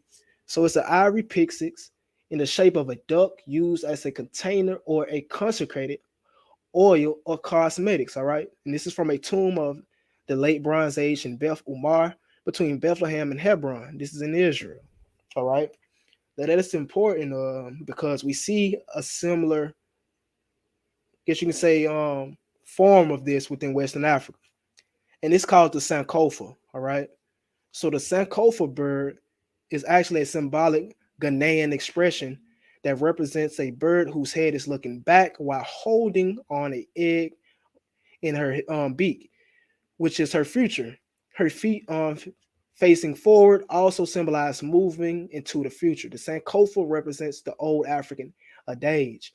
Always remember the past, for therein lies the future. If forgotten, we are destined to repeat it. All right, the name Sankofa is a combination of the two words San and Kofa. The word Sankofa means go back, and Kofa means get in or get it. All right, so the Sankofa bird. And here's another picture of that Bronze Age duck found in Israel, and another picture of the West African Sankofa bird. Now, what this could have been is, I guess you could say, some material culture that made its way into Western Africa and furthermore evolved amongst the tribes. Because again, we see another example of this, and it looks, pretty similar, just more evolved. And again, this is dating back to the 12th century BCE. All right, so another thing we can look at is the West African Star of David. This is important because this was made 36 years prior to the state of Israel. Now, in 1912, the authorities in London set up the West African Currency Board and issued a distinctive set of sterling coinage for the use in British West Africa and Nigeria. The Gold Coast, all right, now known as Ghana. Now, this was also used in the Gold Coast, Ghana. This was also used in Sierra Leone and Gambia and even Nigeria. And this could be because they actually knew that these tribes within these locales were of so-called Jewish origin. But we're going to continue to bring out a source to this, which might sum up why we see this coin. And it says a bronze Mogan David or a Star of David was unearthed in Agulu. Right, Agulu is within Igbo land, Nigeria. All right, so a Star of David was unearthed in Agulu, 500 feet underground in 1917. This event was commemorated, or this event was commemorated by the Star of David being minted on Nigerian Cabo coins. Again, so we have archaeological evidence of a Star of David being found 500 feet below in Igbo land. All right. Continuing on, we also see something else very interesting found in Igbo land as well. And it says also it is interesting to note that the shoulder stone representing Gad and the other tribes in the priestly garment was an onyx stone, which is black. And in December 1997, an onyx stone was found at the palace of Obu Gad. All right. An onyx stone was found at the palace of Obu Gad, the traditional site where Gad's son Iri settled, bore the Paleo-Hebrew inscription Gad upon it. All right. So they actually found the stone that Jacob gave to his son Gad within Igbo land. And the King Solomon Sephardic Federation confirmed the authenticity of this inscription. And here is a sample of this onyx stone. If you want to get the background story on this, you can look in Exodus 39, verse 6 to 7. Again, an onyx stone with the inscription of that in Hebrew was discovered by Mr. Yitzhak David Israel, all right, the international director of the King Solomon Sephardic Foundation from Israel in 1997 at Agu Iri, Igbo land, Anambra State, Nigeria. Above is the sample of the onyx stone. All right. And with that, family, that is all of the presentation for today. All right. So I hope you all enjoyed it. And if anybody has any questions, please present them now before we get ready and wrap this up. All right. Have any questions, please go ahead and propose them now before we get ready and wrap this up. Most High willing, we'll be back next week for part 3, dealing with this subject. And, just making further cultural connections with these people. We showed that our DNA was a part of the original Jewish diaspora, or a part of the original Israelites before the Assyrian exile. We showed these Israelites migrating to Egypt, Ethiopia, into the Sudan, into Western Africa. We showed how this correlates with the Bantu expansion. We showed the languages. We showed the custom. We showed the Assyrian influence in the Bantu dialects. We showed everything. All right. And like I said, part 3 we'll be going into, what tribes these people in Africa would descend from. What tribes are amongst the Yoruba, what tribes are amongst the Igbo, what tribes are amongst the Khan, so forth, so on. All right.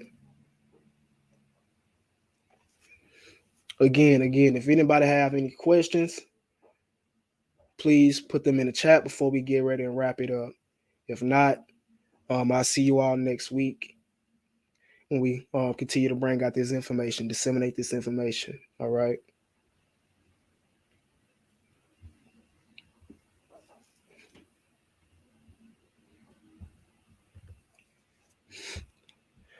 Let's see.